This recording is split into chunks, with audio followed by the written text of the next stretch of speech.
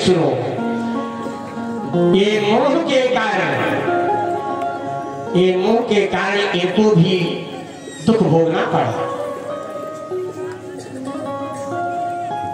ये मोह एक बहुत ही खराब चीज है।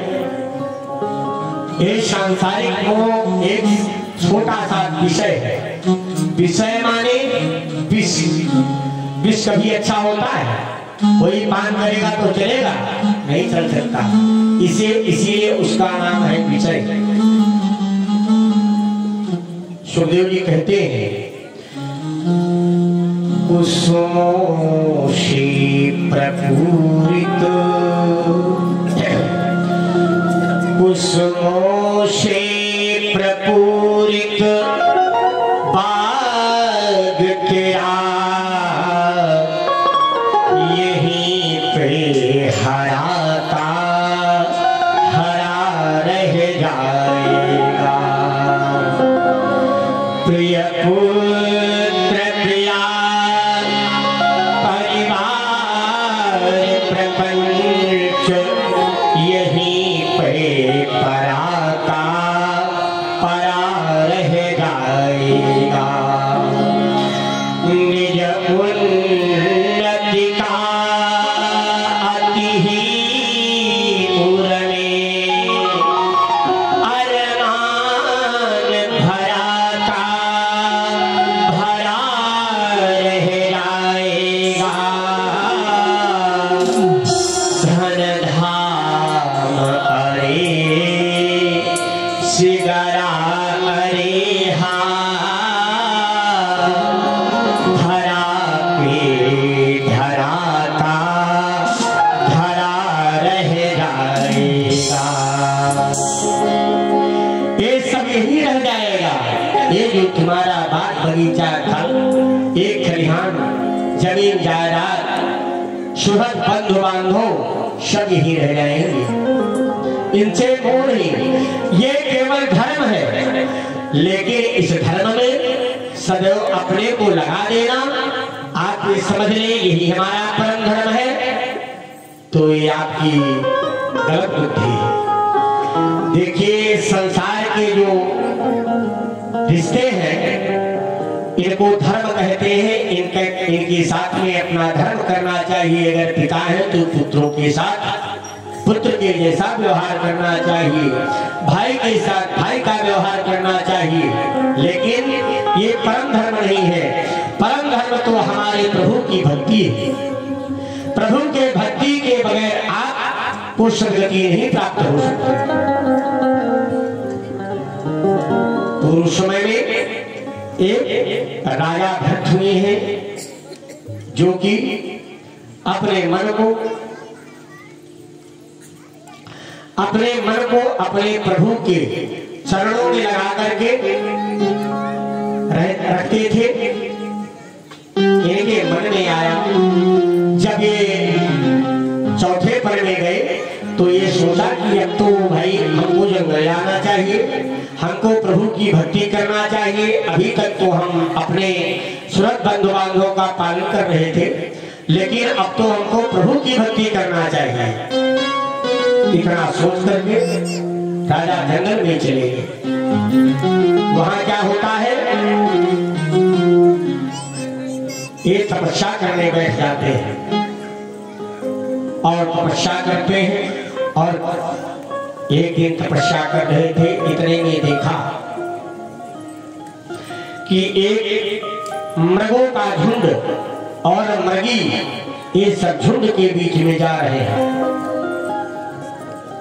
राजर्षि भरत उस समय उस नदी में स्नान कर रहे थे।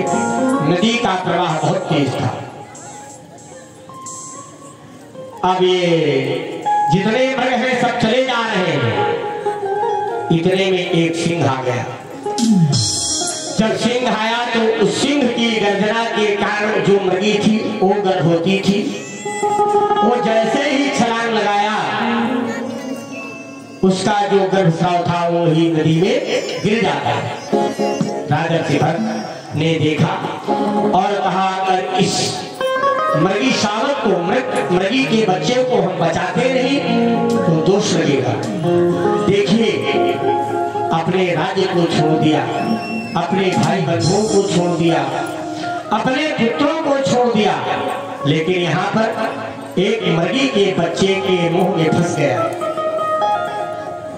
देखिए, मोह ऋषियों ने लिखा, मोह सकल व्याधिर कर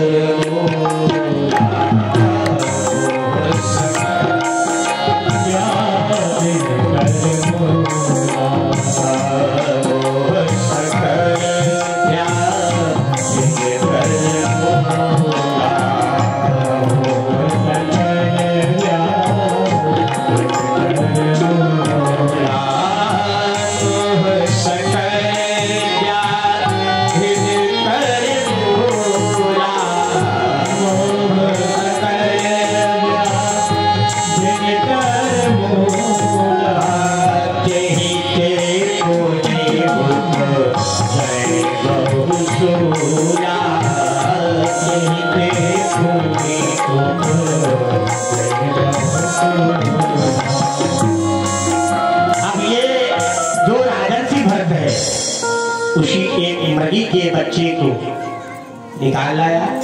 अब निकाल के ला करके अपनी कुटी में उसको बांध दिया। अगर किसी को आपने पाल लिया है तो उसका पालन पोषण भी आपको करना पड़ेगा। अब राजर्षि भरत उस छोटे से बच्चे को जाकर के जंगल से बिल्कुल हरी हरी दूध की घास को लाते और उस बच्चे को खिलाना चालू कर दिया। धीरे धीरे वो जो का जो बच्चा है बड़ा हुआ, और जब बड़ा हुआ तो एक दिन मृगों का एक झुंड आया और उसी मृगों के झुंड में वो मृगी का बच्चा चला गया। राजर्षि भरत जब लौट करके आए और देखा कि मृगी का बच्चा नहीं है, तब उसने क्या किया, रोने लगे। कहा, ये मृगी का बच्चा हमारा कहाँ चला गया? ढूंढने लगे, जंगल में बहुत ढूंढा, लेकिन उस बच्चे को नहीं पाया, क्योंकि वो जो बच्चा था वो तो एक माया का मृग था। वो तो प्रभु के ये देखना चाहते थे, प्रभु कि ये जो राजर्षि भरत अपना घर बार छोड़ करके यहाँ इनके अंदर कितना ध्रुव सत्य है, ये जानने के लिए बनाया गया था माया का। राजर्षि भरत रोने लगे और कहने लगे, तप छोड़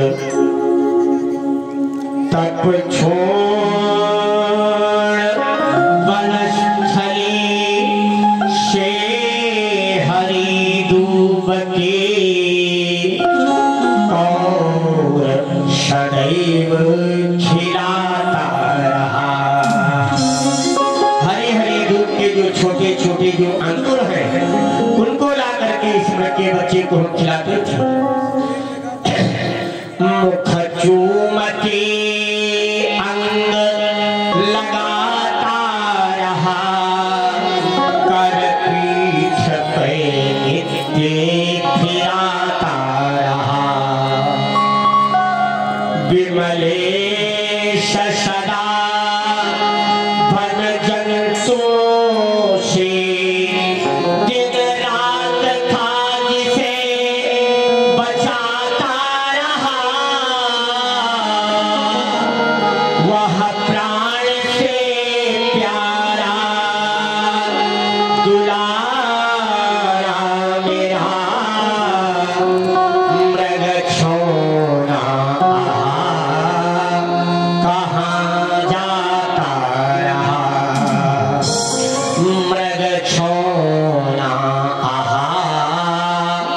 कहाँ जाता रहा।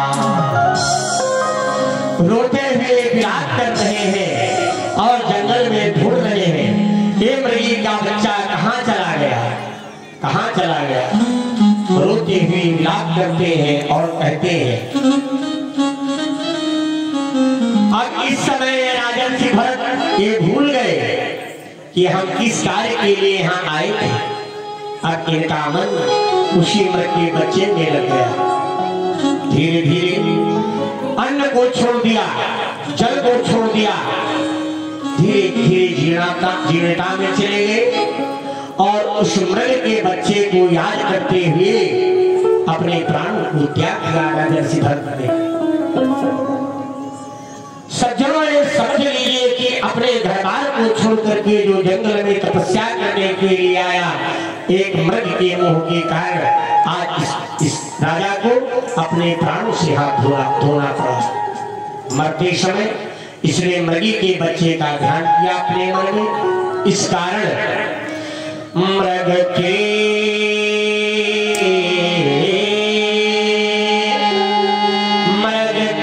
वियोग की व्यथा में तप छोड़ रो रो कर बैठन दिवस बिताता है।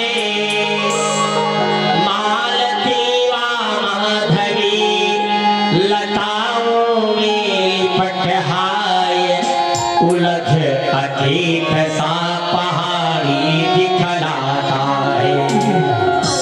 तरुओं से पूछता फिर उठता मृग कहाँ प्यारा मृग दृष्टि नहीं आता है। इतने में काल विकराल की चपेट हुई, मृग मृग कहते शरीर छूट जाता है। मरते समय उसी मृग के बच्चे का ध्यान करते हैं कि इनका जो दूसरा जन्म है वो क्या होता है। अंत काल जब आप अंत समय में आप किसी का ध्यान करते हैं तो दूसरे जन्म में वही स्वरूप आपको प्राप्त होता है। अंत काल मन करता है ध्यान जिसका, जीव का स्वरूप वही रूप बन जाता है। भरत की वृत्ति मृगाकार हो गई है अस्तु, भरत सा महामुनि मृग जन्म पाता है।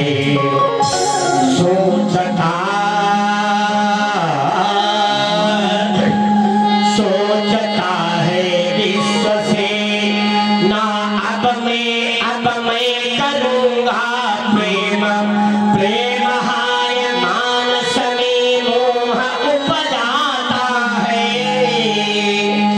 विमलेश बोलता किसी भी मृग से है नहीं, आठों याम राम के ललाम गुण गाता है। आठों याम राम के ललाम गुण गाता है। अंत समय ए राजन भरत उसी मृग के विषोह के कारण अपने पर को त्याग दिया था।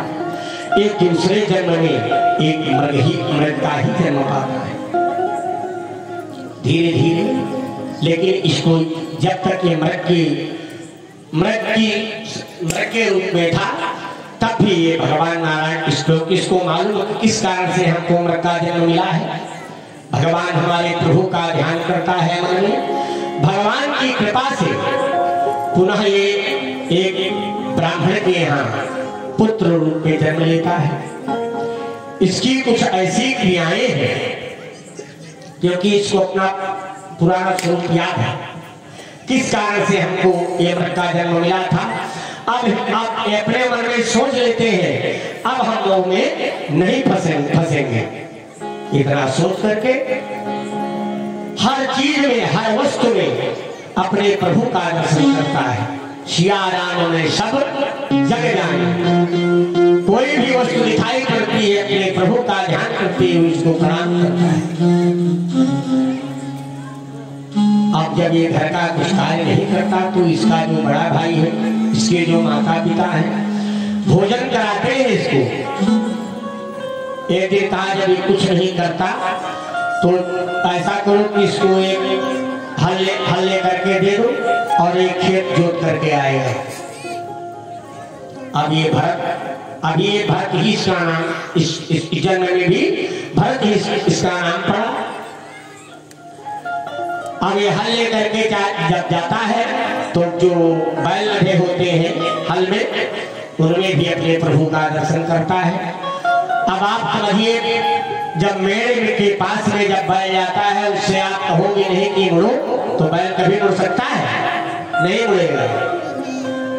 लेकिन ये कभी नहीं कहता जहां मर्जी आवे तहां जाओ, हल को पीछे पकड़ लिया। अब बैल जहां जा रहे हैं उसी के पाछे वो भरत चला जा रहा है, बहुत दूर चला गया। जब शाम हो गई, भरत नहीं लौटे, तब इनके पिता ने कहा जाओ देखो कि ये कहाँ चला गया, अभी तक आया नहीं। इसका भाई गया और देखा कि यहाँ तो खेत में कुछ नहीं, लेकिन वो जो हल्की जो लकीर बनी हुई है, उसी लकीर को देखते हुए पीछे पीछे जब गया तो देखा कि भरत हल को पकड़े हुए हैं और बैल चले जा रहे हैं। पकड़ा और दो झापट मारा। अरे मूर्ख, अरे जड़, तुझको ज्ञान नहीं कि ये बैल कहाँ जा रहे हैं? मार दिया, कुछ नहीं, ठीक है, कोई बात नहीं, क्योंकि इनको तो अपना स्वरूप याद है। भाई उनको पकड़ करके लाया और ला करके जब घर में बिठाया, बताया अपने पिताजी से। इनके पिताजी ने डंडा लेकर के एक नीम में बांध दिया और डंडों से इनको पीटना चालू किया और कहा जड़ मूर्ख कहीं के, ऐसा कोई कार्य करता है? केवल खाने भोजन करने के लिए तो पैदा हुआ है। भरत जी सुन लेते हैं, कुछ नहीं बोलते। जब जड़ कह दिया तो इनका नाम पड़ गया जड़ भरत, क्योंकि जड़ता का कार्य कर रहे हैं। एक दिन फिर इनको भेज दिया, कहा जाओ खेत में ज्वार बोया गया है, तो कहीं चिड़िया कोई जानवर उसको न खा ले, उसकी तुम रक्षा करो जा करके। ये चला गया, वहां बैठा और जब गायों को देखा तो इसके मन के अंदर भाव आ गया कि यही गायों के पीछे तो हमारे गोपाल जी पीछे पीछे घूमते थे। लेकर जो इधर उधर गैया जो घूम रही थी, उनको सबको ला करके अपने खेत में छोड़ दिया। ये तो हमारे गोपाल की गैया है ना, खाओ, सब आपका ही है। अब यहाँ जिसने जो इनके गांव के लोगों ने देखा तो इनके घर में जा करके बताया, इनके घर में जा करके बताया, कहा जिसको तुम ताकने के लिए बैठाए हो, वो तो स्वयं सबको, जितनी गायों को बुला करके उसी में छोड़ रहा है आपके खेत में। दौड़ते हुए इनका भाई गया और अपने भाई को पकड़ करके मारते हुए घर लेकर के आए। इनकी अब जब भरत की जो भाभियां, इन्होंने कहा भाई अब इसको हम भोजन नहीं दे सकते, आप लोगों को भोजन अगर देना है तो घर में भोजन बनने नहीं दूंगी। जड़ भरत को घर से निकाल दिया गया। अब ये जड़ भरत घूमते घूमते चला जा रहा है, जो कोई बुला लेता उसके पास में बैठ जाता, भोजन दे दो भोजन कर लेता, पानी दे दो पानी पी लेता, गाली दे दो गाली सुन लेता। जड़ है, मूर्ख उसको समझते हैं लोग, वो चला जा रहा है। पीछे पीछे छोटे छोटे जो गांव के लड़के हैं वो भी पीछे पीछे घूमते हैं, लेकिन जड़ भरत को इसका कोई प्रभाव नहीं पड़ता। वहीं पर ये जो भील लोग हैं, अपनी मैया को प्रसन्न करने के लिए, भद्रकाली को प्रसन्न करने के लिए एक ऐसे ही व्यक्ति की तलाश में आए हुए थे। जब जड़ भरत को देखा तो पकड़ा और लेकर के आ गए। जब सामने भोजन रख दिया तो कई दिन के भूखे थे। जब भोजन देखा, सुंदर भोजन, तो एक हाथ से खाने को कौन कहे, जड़ भरत दोनों हाथ से खाने लगे। फिर सोचा कि ये इसको मालूम हो गया है कि हम इसकी बलि देंगे, और फिर भी इतनी प्रसन्नता से भोजन कर रहा है। मैया बहुत प्रसन्न है, अपनी बल लेने के लिए बहुत प्रसन्न है।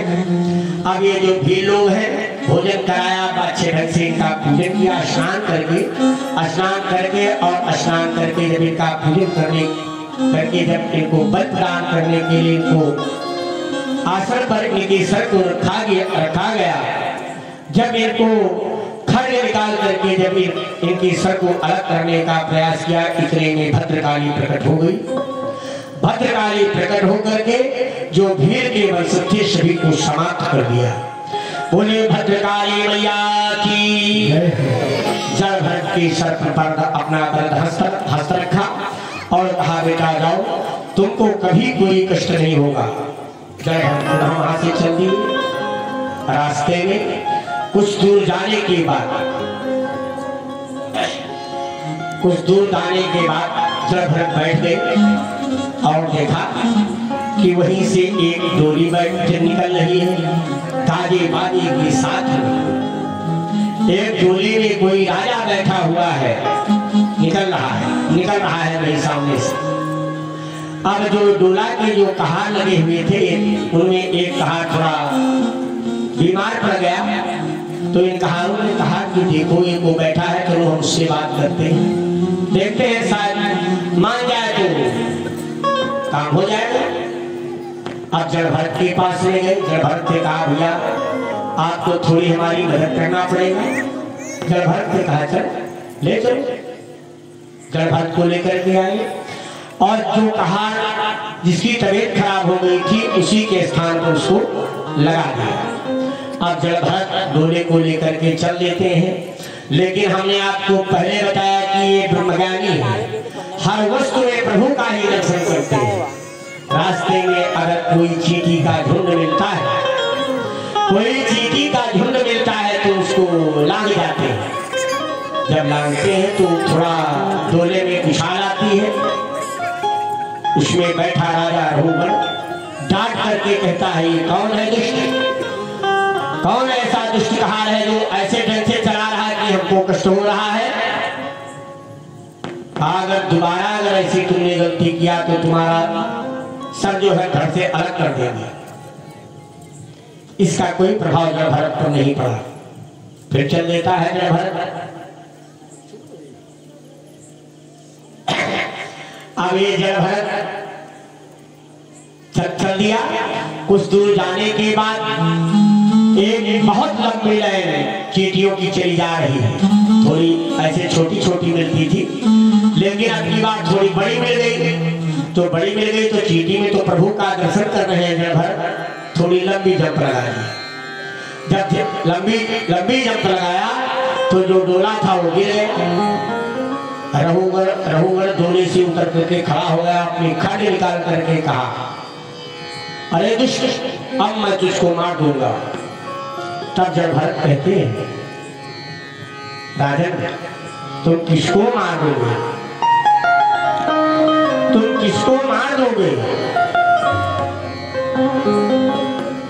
ये तुम्हारी तलवार में इतना पावर नहीं है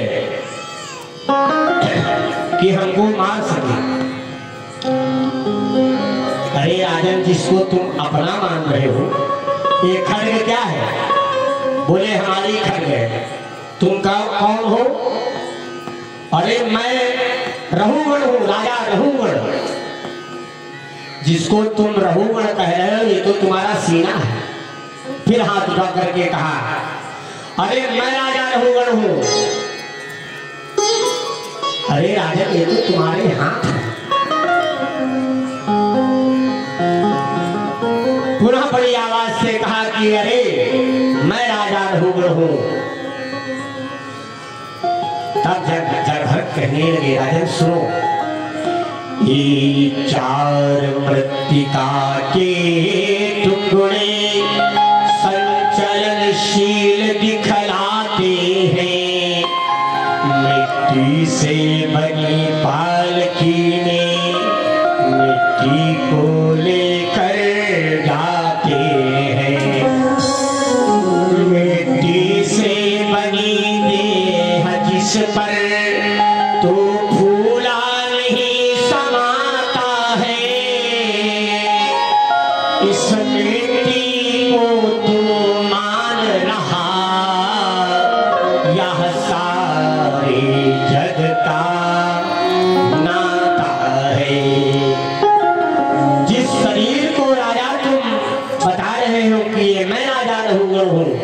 ये कुछ नहीं, ये केवल मृत्तिका के मिट्टी के टुकड़े हैं। राजा रघुवर समझ गया कि जिसको हम ढूंढने निकले थे वो तो हमको यहीं पर प्राप्त हो गया। राजा रघुवर अपने गुरु को पाने के लिए जा रहे थे।